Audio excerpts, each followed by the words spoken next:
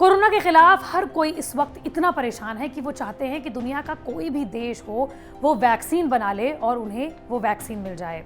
ऐसा नहीं है कि इसके लिए काम नहीं चल रहा। दुनिया के तमाम देश अलग अलग इस वक्त स्टेजेस में हैं और इस वक्त वो वैक्सीन बनाने के लिए काम भी कर रहे हैं। लगभग 180 वैक्सीन कैंडिडेट हैं जो कि अपने अपने अलग अलग स्टेजेस में हैं और 30 ऐसी वैक्सीन कैंडिडेट हैं जो कि अपने ह्यूमन ट्रायल में पहुंच चुकी हैं। लेकिन इसके बावजूद भी तमाम वैक्सीन कैंडिडेट्स हों या फिर देश हों, वो सिर्फ एक देश पर अपनी निगाहें टिकाए बैठे हैं और वो है भारत। जी हाँ, और इसकी वजह भी काफ़ी वाजिब है। दरअसल भारत इकलौता देश है जहाँ पर 60% प्रोडक्शन होता है दुनिया की तमाम वैक्सीन्स का, चाहे वो इबोला हो, येलो फीवर हो। इनकी जो वैक्सीन बनाई जाती है वो सबसे ज़्यादा, या यूँ कहें 60%, 60% वैक्सीन भारत में ही बनती हैं।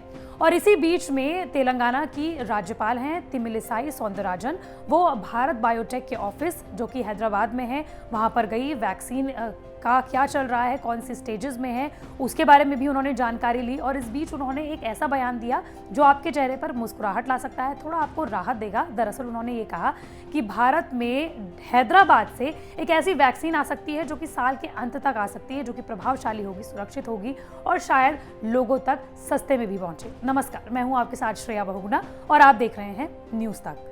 दरअसल Indian council of medical research यानी कि ICMR और भारत बायोटेक मिलकर कोवैक्सीन बना रहे हैं जो कि अपने तीसरे फेज के ट्रायल में पहुंच चुकी है। ये हम आपको बताएंगे कि जब मानव परीक्षण में वैक्सीन शुरू होती है तो उसके परीक्षण के कितने कितने फेजेस होते हैं। लेकिन इससे पहले ये जान लीजिए कि तेलंगाना की जो राज्यपाल हैं उन्होंने भारत बायोटेक के जब वो ऑफिस गई हैदराबाद में और वहाँ पर वैक्सीन यूनिट में गई तो उन्होंने इस वैक्सीन के बारे में क्या कुछ कहा। मैं हर उस वैज्ञानिक को सलाम करती हूं जिसने भारत बायोटेक द्वारा विकसित किए जा रहे कोरोना वैक्सीन को डिजाइन करने के लिए कड़ी मेहनत की है। भारत बायोटेक वैक्सीन बनाने का काम लंबे समय से चल रहा है। अब तक वो 3 अरब से ज्यादा अलग अलग तरह की बीमारियों की वैक्सीन दुनिया को पहुंचा रहा है। दुनिया हैदराबाद की ओर वैक्सीन के लिए देख रही है जो प्रभावशाली हो, सुरक्षित हो और इसके साथ ही इतनी सस्ती होनी चाहिए कि हर कोई उसे खरीद सके।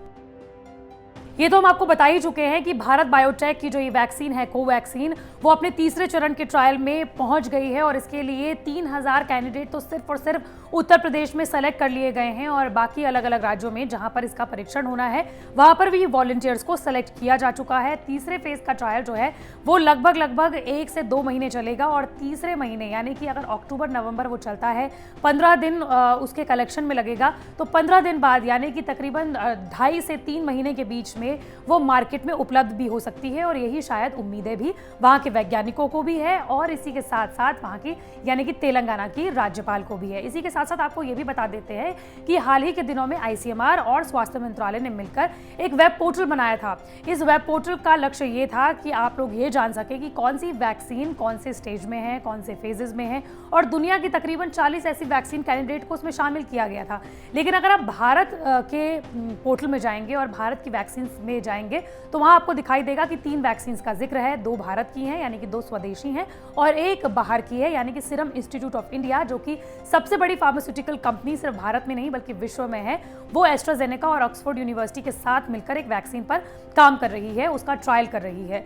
वो भी तीसरे नंबर पर थी। लेकिन सबसे पहले अगर इस वेब पोर्टल ने किसी वैक्सीन को रखा है और सबसे ज्यादा उम्मीदें अगर किसी भारतीय वैक्सीन के तौर पर जताई जा रही है तो वो भारत बायोटेक की कोवैक्सीन पर ही सबकी नजरें हैं। और यही वजह है कि वो अपने तीसरे ट्रायल में पहुंच चुकी है, तीसरे ह्यूमन ट्रायल में पहुंच चुकी है और सभी लोग ये चाहते हैं कि जल्द से जल्द ये ट्रायल के नतीजे बेहतर रहें, प्रभावशाली रहें और इसी के साथ साथ ये वैक्सीन मार्केट में उपलब्ध भी हो जाए। आपको हमने कुछ समय पहले ये भी बताया था कि ICMR का ये कहना है कि कोई सी भी वैक्सीन जो कि 50% तक प्रभावशाली होगी उसे मंजूरी दे दी जाएगी, उसे नियामक जो कि वैक्सीन को मंजूरी देता है उसे मंजूरी दे देगा। और इसी के साथ ये उम्मीद की जा रही है कि जो भारत बायोटेक की वैक्सीन है और कोरोना के खिलाफ जो ये वैक्सीन का ट्रायल किया जा रहा है इसमें हाई लेवल एंटीबॉडीज बनाई गई हैं, बन रही हैं लोगों के शरीर के अंदर और इसीलिए ये उम्मीद की जा रही है कि ये वैक्सीन क्योंकि भारत में बन रही है इसलिए लोग इसे अफोर्ड कर पाएंगे और सबसे खास बात ये होगा कि ये प्रभावशाली वैक्सीन बनने वाली है।